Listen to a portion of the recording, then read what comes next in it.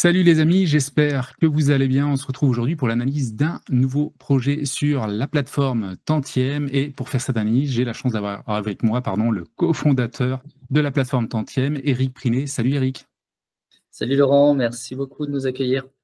Merci à vous de répondre présent. C'est vraiment un plaisir de vous accueillir à chaque fois pour analyser ces beaux projets de votre plateforme. Donc, je rappelle d'ailleurs pour ceux qui verraient cette vidéo qu'on est là sur de l'immobilier fractionné. On n'est pas sur du crowdfunding immobilier et on est sur des projets avec des revenus mensuels sur des emplacements de premium, j'ai envie de dire, dans les grandes villes de France, Bordeaux, Lyon. Là, je parcours un petit peu la page des projets.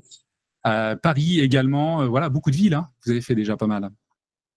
Oui, on essaye de diversifier nos secteurs d'implantation puisque c'est un peu la base et donc on vise différents secteurs et on disait des grandes villes, hein. C'est vrai que jusque-là, on était présent plutôt dans des centres-villes de grosses agglomérations françaises. Là, on change un peu le prisme. On est à Meaux alors qu'il y a une ville de taille intermédiaire et surtout on est en périphérie de Meaux, donc je pense qu'on en reviendra. On reviendra sur le sujet, mais on a beaucoup analysé ce dossier. On change un peu notre ADN d'hyper-centre-ville. Mais après avoir analysé ce dossier dans tous les sens, on s'est dit que c'était un bon dossier pour changer un peu nos habitudes. Ouais, certaines habitudes. Donc, on est sur un projet. Alors, c'est une salle de sport, fitness park. Alors, c'est le deuxième. On a déjà eu un projet de ce type-là à Nancy, Charles III, donc il y a maintenant peut-être 2 mois, 2, 3 mois. Je crois que les intérêts, d'ailleurs, ont Ouais. commencé à être versés ce mois-ci. Et donc là, on est à Meaux-Saint-Pierre, donc une collecte qui aura lieu donc, le 28 mars 2025 à 12h30. Les rendements, on verra ça tout à l'heure sur la plaquette, et on est sur une collecte quand même assez conséquente d'1 841 000 euros. Alors j'ai une question déjà peut-être avant d'aller sur la plaquette. Donc c'est vraiment quelque chose que vous avez ciblé, les salles de sport, alors fitness park ou potentiellement d'autres salles de sport, mais c'est quelque chose justement où on peut aller chercher de belles rentabilités sur aussi des locataires, j'imagine, pérennes, parce que c'est quand même une activité qui a beaucoup augmenté et qui s'est bien développée en France. Alors effectivement, c'est la deuxième salle de sport. Il n'y a pas de stratégie particulière de se positionner sur ce type d'actif. Là, je dirais plutôt qu'il y a un effet d'opportunité successif sur cette enseigne. On ne cherche pas spécifiquement des fitness parks. Alors ce qui est hyper intéressant là, c'est que c'est la qualité du locataire, qui est la maison mère fitness park. Et puis l'emplacement, hein, on est toujours très attentif à la qualité de l'emplacement. Et donc, voilà, on n'a pas de volonté particulière de monter une ligne salle de sport, mais là, il y a plutôt eu un effet d'opportunité, d'une très belle opportunité. Ok. Écoute, on va regarder la plaquette. D'ailleurs, j'invite tous les investisseurs à analyser à chaque fois leur niveau. Les plaquettes, c'est hyper important de lire toutes les lignes. Bien sûr, on est sur de l'investissement, il y a également des risques. C'est important de lire tous ces éléments-là. Donc, on est à Meaux. Donc, les murs de commerce, on est un peu plus de 1000 mètres carrés, installés depuis 10 ans. Donc, ça veut dire que la salle de sport est présente depuis 10 ans sur cet emplacement-là. Oui, tout à fait, ouais. D'ailleurs, c'est Alors, pour ça qu'il y a eu un renouvellement de bail là, qui a eu lieu tout début janvier. Donc, on part avec un nouveau bail et signé par la maison mère. Donc, ça, c'est un des points hyper importants du dossier. Ouais. d'accord. Alors, vis-à-vis du vendeur, c'est une question que je me suis posée en préparant la vidéo. Est-ce que aujourd'hui, il a peut-être attendu de renouveler son bail de 10 ans pour, alors 6 ans ferme à partir du 1er janvier, à partir de là, assurer la vente, parce qu'on sait très bien que d'avoir un bon locataire avec un bon bail, ça peut peut-être faciliter la vente. Est-ce que tu penses qu'il a attendu cela, ou est-ce qu'il y a d'autres raisons pour lesquelles il a vendu ce bien et ce foncier? Alors, les raisons, le propriétaire actuel, en fait, a démarré son activité fitness park il y a pas loin d'une quinzaine d'années. Donc, il a monté en France entre 15 et 20 fitness parks. Et là, sa stratégie, c'est de développer l'Espagne. Et D'accord. donc, effectivement, il vend les murs qu'il a cotés en France, et parce qu'il a besoin de fonds propres pour développer. L'Espagne est très dynamique, donc identifier des zones d'implantation, monter de zéro le business, aller recruter des clients. Donc, lui, c'est plutôt un entrepreneur dans l'âme de monter des fitness parks que d'un gestionnaire foncier d'un parc de fitness park. D'accord. Et comme il connaît très bien la maison mère, effectivement, il a passé la main à la maison mère. Donc, il était en fait propriétaire et également, il exploitait donc le bien à ce jour. Oui, tout à fait. Ouais. Ok. Donc, on va aller peut-être voir où ça se situe. Donc, on est à Meaux, à l'est de Paris. Tout à fait, ouais, au nord-est de Paris. Donc Meaux, c'est une ville qu'on a ciblée parce c'est une ville de taille intermédiaire, mais qui a la caractéristique de se développer. Ouais, j'ai vu en termes de population, là, ça a bien augmenté. Hein, ouais. Et donc ça, alors, pour être tout à fait transparent, sur ces dossiers de périphérie d'agglomération, on reçoit énormément de dossiers. Donc depuis 1 an et demi, on tourne un peu autour du sujet et on se dit est-ce qu'on y va, est-ce qu'on n'y va pas. Donc on a dû analyser entre 150 et 200 dossiers là, depuis 1 an et demi de ce type-là. Et on se disait on ira, on a envie d'y aller parce que ça reste des bons produits, mais on ira quand on alignera un peu toutes les planètes, que ce soit en termes d'exploitants, de sécurité locative, de la qualité du bâti et de la zone. Hein, on reviendra sur la zone, mais d'avoir une zone où il y a aucune vacance locative, avoir un loyer de marché qui est dans la bonne tranche de la zone. Donc, on reviendra aussi dessus. C'était le cas sur ce dossier. Donc, voilà, on s'est dit finalement, c'est le bon dossier pour nous pour changer un peu ce prisme et cet ADN parce qu'il coche à peu près toutes les cases qu'on se donne sur ce type d'investissement. D'accord. Donc, effectivement, grosse zone commerciale. Donc là, on a une petite vue, je crois que ça date de 2022. On verra sur la plaquette, c'est un petit peu changé. Puis pas mal. Ouais. Il y a un Carrefour, je crois, et puis il y a également, je sais pas si c'est pas, il y a un Leclerc et peut-être un Carrefour. Je crois. Il y a pas mal d'enseignes. Alors, on les détaille dans la plaquette. Tu as une autre vision dans la plaquette. Mais oui, il y a ce qu'on appelle des locomotives sur la zone. La zone a plutôt tendance à s'élargir. Hein. Ça fait partie des zones qui s'élargissent chaque année. Donc, avec des promoteurs immobiliers, tu as effectivement Carrefour, Leclerc et Lidl qui sont présents sur la zone. Tu as McDonald's, tu as Burger King, enfin, tu as tous les grands classiques. Et notamment, dans le nord de Meaux, il y a une autre zone d'activité qui, pour le coup, n'a pas du tout la même dynamique. Donc, c'est pour ça que c'est intéressant de cibler cette zone-là. Alors, en me baladant là sur Google Maps, avant de revenir sur la plaquette, je vois qu'il y a un Basic Fit, donc qui est plus peut-être sur la ligne avec une meilleure. Alors, il faudrait peut-être que j'y aille d'ailleurs. Je crois qu'il a une vue sur la 2x2 voies, c'est ça? Peut-être pas. Je le vois pas. Donc, vous avez regardé un petit peu la concurrence entre le Basic Fit et justement le Fitness Park? Parce que le Fitness Park, on est plus à ce niveau-là, nous? Oui, on est un peu au-dessus, effectivement. Le Basic Fit, de toute façon, aujourd'hui, là où il y a un Fitness Park, il y a un Basic Fit. Donc oui, c'est plutôt une marque, finalement, le Basic Fit est arrivé après. Voilà, nous, on le prend plutôt comme une marque favorable de dire qu'il y a une activité assez dynamique sur ces sujets-là. On le sait, hein, les salles de sport se développent beaucoup. Donc, le point important, c'est que Fitness Park, une société qui va très bien. Ils ont fait un peu plus de 10 millions d'euros de rentabilité en 2024. Donc, on a une prise à bail avec un 6 ans ferme. Donc, je veux dire, entre guillemets, sur les 6 prochaines années, on vraisemblablement tranquille. Et après, au-delà de ça, c'est effectivement de se dire, si demain, tu sais que chez Tantième, on pense toujours le plan A et le plan B. Le plan A, c'est bien sûr que le Fitness Park reste et continue sa vie telle qu'elle est aujourd'hui. Le plan B, ce qui nous a beaucoup intéressé, c'est qu'effectivement, il n'y a pas de vacances sur la zone.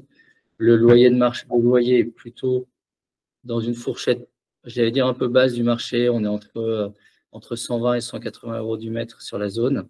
Là, le Fitness Park, il est à 140 euros du mètre. Voilà. Donc, on est finalement sécurisé sur ces deux axes-là. Après, la guerre entre Basic Fit et Fitness Park, ça reste les deux gros réseaux français actuellement. Donc voilà, nous, on prend plutôt comme une marque d'intérêt du Basic Fit de venir, d'être présent sur la même zone. Ouais. Ok.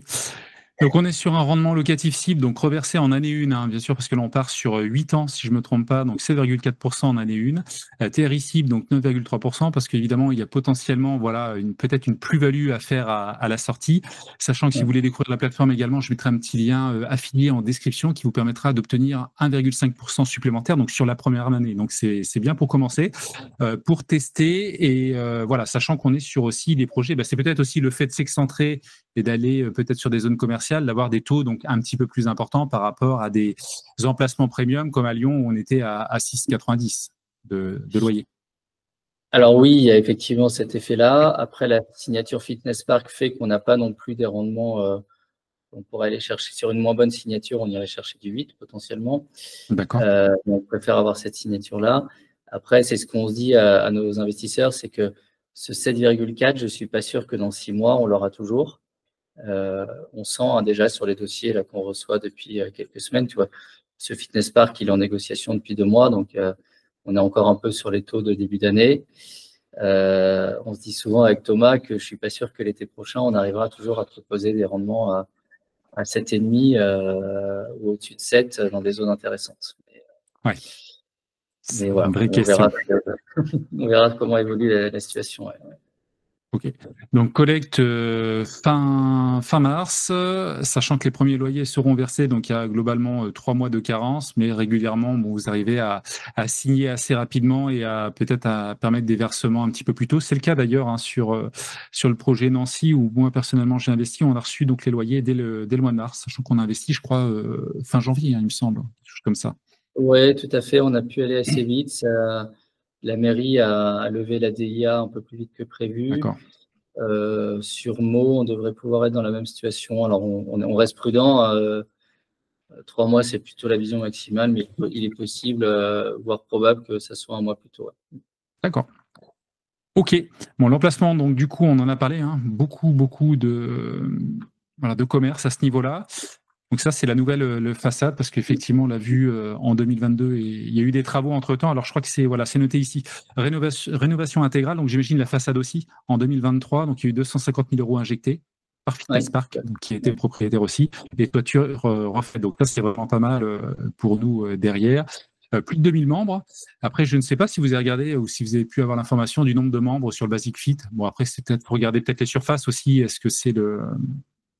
Oui, alors et puis c'est des informations qui sont mutualisées par Basic Fit, hein, parce qu'on n'a pas forcément le détail, mais sur Ouais, celui-là, il y a en fait les abonnés chez Basic Fit sont affiliés à un centre, mais peuvent aller dans différents centres. Donc, ce qui est sûr, c'est que c'est un centre qui tourne bien. Alors, tu as dit que pour être tout à fait précis, la toiture n'a pas été refaite complètement. Elle a été reprise et auditée, donc elle est en bon état. Mais la toiture en elle-même n'a pas été refaite. Le gros du sujet, tu sais, les formats de Fitness Park évoluent régulièrement avec des salles dédiées, cardio. Et voilà, ils ont plein de... Donc là, on est au dernier modèle Fitness Park, le dernier format Fitness Park avec les salles d'accord. qui vont bien, etc. Ok. Vis-à-vis de la toiture, je crois d'ailleurs que vous avez rajouté, je vais descendre, hein, on va arriver aux éléments financiers, donc ça, il n'y a pas de souci, c'est surtout sur les chiffres clés. Il me semble avoir vu 20 000 euros de provision sur la partie toiture tout à l'heure en préparant un petit peu la vidéo. Ok. Donc le prix Voilà. d'acquisition, donc 1 590 000 euros. Comme toujours, quelques provisions pour les gros travaux, parce que vu qu'on deviendra propriétaire, évidemment, c'est à nous que revient cette charge-là. Les frais de notaire, l'hypothèque, ça c'est hypothèque légale, le prêteur de deniers. Les frais tantièmes, total acquisition, donc on a 1 841 000 euros, et donc la collecte sera de la globalité. Et Oui, vis-à-vis, effectivement. tu voulais peut-être rajouter, ouais, vas-y, excuse-moi. Ouais, non, mais effectivement, c'est une question qu'on a souvent. On fait la collecte sur la globalité. Ça nous permet, de ne pas avoir d'acteurs bancaires et donc que l'hypothèque des investisseurs soit une vraie hypothèque de premier rang. Donc, il n'y a pas de priorité sur un éventuel financement bancaire. S'il devait y avoir un problème demain avec Tantième, l'intégralité de la revente servirait à rembourser les investisseurs. D'accord. Et est-ce que vous avez envisagé d'ailleurs à un moment donné, je sais que sur certaines plateformes, ça peut arriver, que vous, en tant que plateforme, vous souhaitiez peut-être ajouter une petite ligne à 5% de la collecte pour être partie prenante et donc faire partie des investisseurs? Alors nous, on investit à titre personnel, Ouais, donc on le précise dans le DIS. Après, on a nos actionnaires aussi. Chez Tantième, il y a une vingtaine d'actionnaires qui sont des acteurs de l'immobilier. d'accord. Et en fonction des projets et du timing, ils investissent. Le dernier que j'ai en tête, c'est Bordeaux. Je pense qu'ils avaient dû investir entre 150 et 200 000 euros via nos actionnaires. Voilà. D'accord. Ok, c'est très clair. Merci pour la transparence. Donc le loyer en année 1, c'est ce qu'on a dit tout à l'heure, donc 7,9%, donc la brute. On retire comme d'habitude, hein, et on l'explique à chaque fois, donc différents frais, frais administratifs, frais d'agence, parce que vous déléguez la gestion pour avoir un acteur professionnel de proximité. Les assurances, donc loyer net 135 000 euros, belle ligne, et donc 7,4% net. Donc on a un écart de 0,5 points, ce qui est classique. Et en année 8, donc sur une hypothèse de revalorisation des loyers de 2%, sachant que, je le rappelle, alors après, je ne suis pas obligatoirement un expert, je crois qu'il y a 3 grilles différentes, enfin une ancienne. On est sur la partie, l'indice de référence des baux, donc ILC. Et donc, vous êtes parti sur une hypothèse d'augmentation de 2% globalement par an. Oui. Alors après, on ne sait pas ce qui va se passer dans les 8 prochaines années. On a pris l'objectif de la BCE, qui est une inflation de 2% par an. Sur les dernières années, c'était plus élevé. Encore avant, 5 ans avant, c'était moins élevé. Donc, on prend une base de 2% qui nous paraît raisonnable. OK. Très bien. Donc, 9% de rentabilité brute, 8,5, pareil, on perd donc 1,5 point entre le brut et le net, ce qui est pas énorme. OK. Et ce qui est intéressant à chaque fois de regarder, c'est cette partie-là, donc le fameux taux de capitalisation, quelque chose de très important à chaque fois pour vous. C'est vis-à-vis de la revente, justement, d'envisager de faire un petit peu une plus-value à la revente et de revendre globalement au même taux qu'aujourd'hui à l'achat. C'est bien ça? Oui, effectivement, la revente, elle se base sur le niveau de loyer qu'il y aura dans 8 ans. Et puis, effectivement, sur le taux de capitalisation qui va être attendu par un investisseur. En ce moment, on est plutôt sur une période assez favorable puisque les taux de capitalisation sont historiquement plus faibles. Donc là, on est à 7,5, un taux de cap de 7,5. Donc voilà, si les taux baissent dans les années qui viennent, il est possible qu'on puisse revendre dans des meilleures conditions. Mais encore une fois, je dis souvent, moi, j'ai pas de boule de cristal dans 8 ans, ça fait partie du risque. C'est sûr que si les taux de la BCE sont revenus à 2-3% dans 8 ans, on revendra dans des très bonnes conditions. OK. C'est très clair. Donc, bien sûr, on vous rappelle qu'il y a des risques, comme tout type d'investissement. Et je ne sais pas si tu as des choses à rajouter. Alors, moi, j'ai une petite question, peut-être, avant de te laisser le mot de la fin, mais je voulais savoir si derrière, il y avait d'autres types de business ou d'activités commerciales dans ces zones comme ça que vous pourriez cibler. C'est une question qui me vient là. Est-ce que potentiellement d'aller investir dans les locaux d'un Leclerc ou ce genre de choses, ça serait envisageable ou pas? Est-ce que vous avez un petit peu fait cette analyse? J'imagine que oui, mais ce serait peut-être intéressant pour les auditeurs d'avoir un retour de ta part là-dessus. Le Leclerc, nous, à la base, on n'a aucune limite sur la partie type d'enseigne. C'est sûr que c'est toujours un équilibre entre si tu as un loyer de marché ou un loyer en surmarché, il faut être très prudent parce que le jour où ton locataire, même s'il est très bien, il s'en va, tu te retrouves à devoir baisser ton loyer et ça impacte toute ta chaîne. Si en revanche, tu as un loyer en sous-marché et que tu as potentiellement un locataire qui est un peu de moins bonne qualité, sans que ça avoir de jugement de valeur, mais avec un peu plus de risque, quelque part, c'est presque une opportunité de se dire le jour où il s'en va, j'ai une opportunité de revaloriser mon bien avec une autre enseigne. Donc, au-delà de la signature du locataire, c'est la situation locative. Est-ce que je suis cohérent? Et ça, c'est le plus difficile à savoir. Tu vois, sur un sujet comme ça, on a fait du porte-à-porte, on est allé voir, on a passé les coups de fil aux brokers locaux, à combien ça se loue, qu'est-ce qui… Tu vois, là, derrière, derrière le fitness park, il y avait un local vide qui s'est vidé en 2023 et qui a été reloué à Aramis Soto. Et donc, on peut avoir des valeurs locatives qui sont pertinentes. Je ne sais pas si tu vois la CoPro là, qui est à gauche. Alors, il est en deuxième rideau. Voilà. La CoPro n'existe plus. Donc, ça, tu vois, on est allé plusieurs fois. Ça nous inquiétait parce qu'il était vide. Et en fait, il a été reloué assez rapidement à Aramis Soto. Et Aramis Soto est plutôt une enseigne nationale qui se développe bien. Donc, tout ça, pour nous, c'est des points importants, des signes de dire que la zone vit bien. Et donc, si on a une super signature, mais en surloyer et dans une zone qui va pas bien, on n'ira pas. Et inversement, d'où cette question de l'emplacement qui est toujours un peu mise en avant par les équipes. OK. Et un Leclerc, les prix des murs d'un Leclerc sont sans doute encore un peu élevés pour tantième. Mais un jour, peut-être. Peut-être. Ça marche. Écoute, merci voilà, pour être intervenu, donc pour analyser ce projet. Hein. Je rappelle, pour ceux qui veulent découvrir la plateforme, écoutez, il y aura un petit lien affilié en description. Et puis, écoute, je te laisse le mot de la fin sur ce projet, comme d'habitude. En tout cas, merci de ton intervention.